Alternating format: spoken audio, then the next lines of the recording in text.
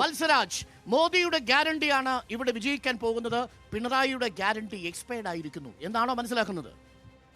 മോഡിയുടെ ഗ്യാരണ്ടി ഇപ്പോഴല്ലല്ലോ, 10 വർഷം മുമ്പ് ഇവിടെ മോഡിയുടെ ഗ്യാരണ്ടി നമ്മുടെ നാട്ടിലെ ജനങ്ങളുടെ മുന്നിൽ അവതരിപ്പിച്ചിരുന്നു അദ്ദേഹം. ആ ഗ്യാരണ്ടിയിൽ എന്താണ് നമ്മുടെ രാജ്യത്ത് നടപ്പായത് എന്ന് സമാധാനം പറയേണ്ട ബാധ്യത കൂടി. പക്ഷേ 40% തൃശ്ശൂരിലെ വോട്ടർമാർ മോദി പ്രധാനമന്ത്രിയെ കാണാൻ ആഗ്രഹിക്കുന്നു വത്സരാജ്. അല്ല, അതൊരു സർവേയിൽ വരുന്ന ഇതാണ്. സർവേയിൽ ഒരു സാമ്പിൾ സർവേ ആണ്. ഈ മണ്ഡലത്തിലെ വോട്ടർമാരുടെ ആകെ അഭിപ്രായം രേഖപ്പെടുത്തുന്ന തെരഞ്ഞെടുപ്പിൽ ഒരു സംശയവും വേണ്ട, ഇടതുപക്ഷ ജനാധിപത്യ മുന്നണി വമ്പിച്ച ഭൂരിപക്ഷത്തോടെ തൃശ്ശൂരിൽ വിജയിക്കും. പക്ഷേ എന്തിനാണ് തൃശ്ശൂർ ഇടതുപക്ഷ മുന്നണിക്ക് വോട്ട് കൊടുക്കുന്നത്? ഇന്ത്യ മുന്നണി തന്നെ ദുർബലമാവുന്ന ഒരു ഘട്ടത്തിൽ പ്രധാനമന്ത്രിയായി ഇടതുമുന്നണിക്ക് ഒരു നേതാവിനെ പോലും എടുത്തു കാണിക്കാൻ കഴിയാതിരിക്കുമ്പോൾ ഇതാ ഞങ്ങളുടെ പ്രധാനമന്ത്രി എന്ന് നരേന്ദ്രമോദി തലയുയർത്തിപ്പിടിച്ചു നിൽക്കുന്നു. ആ നരേന്ദ്രമോദിയുടെ ക്യാബിനറ്റിൽ സുരേഷ് ഗോപി മന്ത്രിയാകുമെന്ന് ഉറപ്പിച്ചു പറയുന്നു. തൃശ്ശൂർകാർ വിശ്വസിക്കില്ലേ വത്സരാജ്? എങ്ങനെ വിശ്വസിക്കാനാണ്? അദ്ദേഹം കഴിഞ്ഞ 6 വർഷക്കാലം ഇന്ത്യൻ പാർലമെന്റ് അംഗമായിരുന്ന ഒരാളാണ്.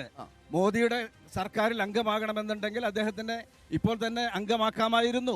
ഒരു തെരഞ്ഞെടുപ്പിന്റെ മുന്നിൽ ഇതാ കേന്ദ്രമന്ത്രി വരുന്നു എന്ന് പറയുന്നത് വോട്ട് കിട്ടുന്നതിന് വേണ്ടിയിട്ടുള്ള അടവുമായി മാത്രമായിട്ടാണ് ഇവിടുത്തെ വോട്ടർമാര് വിലയിരുത്തപ്പെടുക എന്ന് തന്നെയാണ് എന്റെ വിശ്വാസം. അതായത് പതിവ് മോദി ഗ്യാരണ്ടി പോലെ ഒരു വെറും ഗ്യാരണ്ടി മാത്രമായിട്ടാണ് അത് വരിക. ആ പ്രോമിസ് പാലിക്കാൻ പോകുന്നില്ല. ഇനി ജയിച്ചാൽ പോലും വലിക്കില്ല, ജയിക്കാൻ പോകുന്നില്ല. എന്നിട്ടല്ലേ പ്രധാനമന്ത്രിയുടെ മന്ത്രിയാവുന്നത് എന്നുള്ളതാണ്. നോക്കൂ, ജോസ് വള്ളൂർ സിറ്റിംഗ് MP-യുടെ ആത്മവിശ്വാസം VS സുനിൽകുമാർ കൂടി കളത്തിലിറങ്ങിയപ്പോൾ ഒന്നുലഞ്ഞിട്ടുണ്ടോ? ആ ആത്മവിശ്വാസം ജനകീയനായ VS സുനിൽകുമാർ, മന്ത്രിയായ VS സുനിൽകുമാർ, 3 തവണ MLA ആയ VS സുനിൽകുമാർ തോറ്റിട്ടില്ല ഇരുവരും എന്നുള്ളത് കൊണ്ട് പോരാട്ടം പൊടിപാറും. അതിനിടയിലാണ് സുരേഷ് ഗോപിയുടെ വരവ്. തെച്ചിക്കോട്ടുകാവ് രാമചന്ദ്രനെ പോലെ ആരായിരിക്കും തൃശ്ശൂരിൽ നിന്ന് പോവുക? ഈ കാര്യത്തിൽ 1% സംശയം ഞങ്ങൾക്ക് ആർക്കുമില്ല. 5 വർഷക്കാലം ശ്രീ TN പ്രതാപൻ നടത്തിയ ശ്രദ്ധേയമായ പ്രവർത്തനങ്ങൾ മാത്രം മതി അദ്ദേഹത്തിന് വലിയ ഭൂരിപക്ഷത്തിൽ ജയിക്കാൻ. ഇവിടെ ഈ പറയുന്ന ഗ്യാരണ്ടി എന്നൊക്കെ പറയുന്നത് വെറും തട്ടിപ്പല്ലേ. ഞാൻ അധികാരത്തിൽ വന്ന് പ്രധാനമന്ത്രിയായാൽ കള്ളനോട്ട് നിരോധിക്കും, കള്ളപ്പണം പിടിച്ചെടുക്കും, 15 ലക്ഷം രൂപ ഓരോ ഇന്ത്യക്കാരന്റെയും അക്കൗണ്ടിലേക്ക് കൊടുക്കുമെന്ന് വലിയ ഗ്യാരണ്ടി ആദ്യം പ്രഖ്യാപിച്ച ആളാണ് നരേന്ദ്രമോദി. 15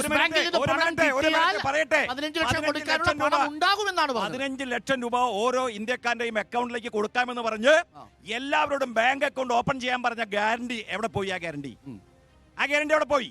അടുത്തത്, നോട്ട് നിരോധനവുമായി ബന്ധപ്പെട്ട് ഇന്ത്യയിൽ അങ്ങോളം ഇങ്ങോളം ഉണ്ടായ അപകടകരമായ സാഹചര്യം, ഒരുപാട് ആളുകൾ മരിച്ചു. ആ സാഹചര്യത്തിൽ നരേന്ദ്രമോദി പറഞ്ഞു, നോട്ട് നിരോധനവുമായി ബന്ധപ്പെട്ട് ഇന്ത്യയിൽ ആർക്കെങ്കിലും ബുദ്ധിമുട്ടുണ്ടായിട്ടുണ്ടെങ്കിൽ ആ ബുദ്ധിമുട്ട് പരിഹരിക്കാൻ നിങ്ങൾക്ക് എന്നെ കൊല്ലാം, പച്ചയ്ക്ക് കൊളുത്താം. അതായിരുന്നു ഗ്യാരണ്ടി. എവിടെ പോയി? നമ്പർ 2 10 വർഷമായി ഈ രാജ്യത്തെ പറ്റിക്കുന്ന തട്ടിപ്പുകാരനായ വർഗീയവാദിയായ പ്രധാനമന്ത്രിയാണ് മോദി. അദ്ദേഹം പറയുന്ന ഗ്യാരണ്ടി വെറും തട്ടിപ്പാണ്. 6 വർഷക്കാലം രാജ്യസഭ മെമ്പറായിരുന്ന സുരേഷ് ഗോപിയെ ഈ 2 സർക്കാരിലും മന്ത്രിയാക്കാമായിരുന്നു, മന്ത്രിയാക്കിയില്ല. ഇപ്പൊ പറയുന്നു ഇനി സുരേഷ് ഗോപിയെ ഞങ്ങൾ മന്ത്രിയാക്കി.